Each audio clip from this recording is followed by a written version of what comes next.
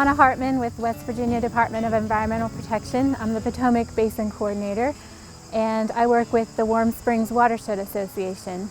And this is the wetland that they've adopted. It's called Widmyer Wetland because it's on the property of Widmyer Elementary School, just south of Berkeley Springs in Morgan County, West Virginia. Widmyer Wetland was developed as a public space in about 2009 thanks to the Eastern Panhandle Conservation District and the Board of Ed and the Watershed Group.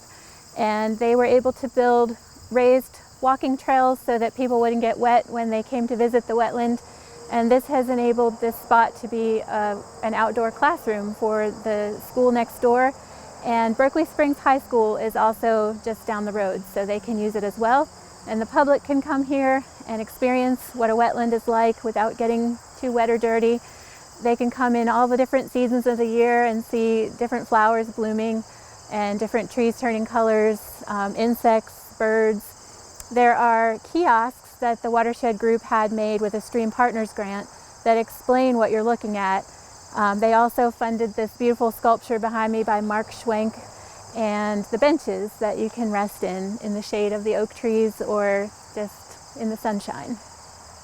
What makes a wetland a wetland? Three things: the hydrology, the soils, and the plants.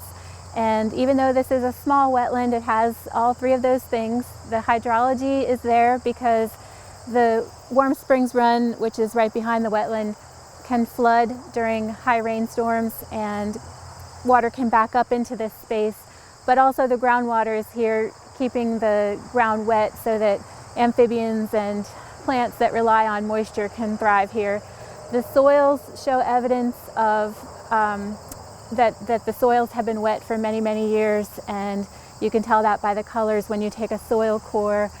And then the plants, of course, we have cattail here, the river birch, there's willows near the bridge, rushes and sedges. These all show that the plants that are adapted for wetlands are thriving here.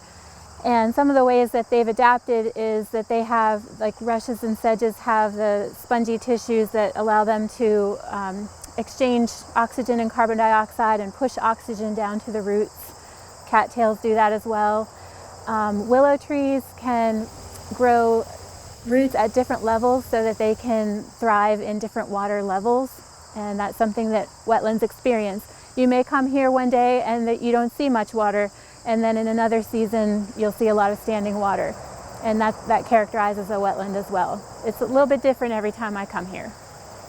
Warm Springs Watershed, which we're kind of in the middle of here, is quite urbanized because of the highway corridor 522 and also the Berkeley Springs town. And as you can see, there's schools and shops all around, and you can hear the traffic. And this watershed is about 20-21% impervious if you do an analysis of the land use. And that means that the streams are affected by a lot of runoff from hot surfaces, asphalt, and rooftops and sidewalks. So a wetland can be a real benefit in that situation because it will filter out pollutants, it will cool down the water before it goes back into Warm Springs Run, and it will also provide that habitat for the wildlife that is not present in a real urbanized environment. As our area is experiencing a lot more intense rainstorms, and Berkeley Springs has been no exception. They've had a lot of flooding in the last 10-15 years. Wetlands can be an important place where that runoff can be soaked in and slowed down so that the downstream areas like Berkeley Springs won't be as affected by flooding.